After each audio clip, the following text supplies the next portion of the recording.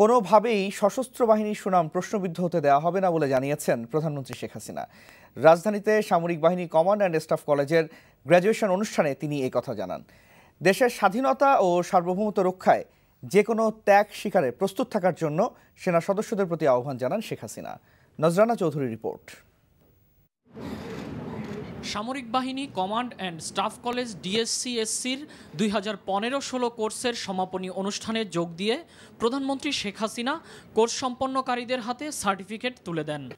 এ সময় সেখানে রাখা বক্তব্যে তিনি বলেন, বাংলাদেশ বর্তমানে জাতিসংঘের শীর্ষ শান্তিরক্ষী প্রেরণকারী দেশ। দেশের এই সুনাম ধরে রাখার উপর তাগিদ দেন প্রধানমন্ত্রী। শান্তিরক্ষায় নিয়োজিত আমাদের কোনো সদস্যের অনাকাঙ্ক্ষিত আচরণ ও কর্মকাণ্ড আমরা কখনো বরদাস্ত করব না। আমরা চাই দেশের সুনাম যেন অক্ষুণ্ণ থাকে। যে যেখানে কর্মরত থাকবে সে অন্তত নিজের দেশের নিজের জাতির সম্মান বজায় রেখে তাদের দায়িত্ব পালন করবেন।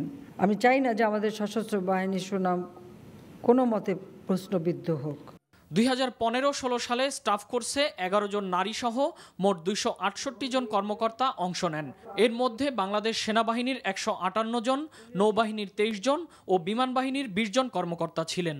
বিদেশি 23টি দেশের মোট 67 জন কর্মকর্তাও এই কোর্সে অংশ নেন।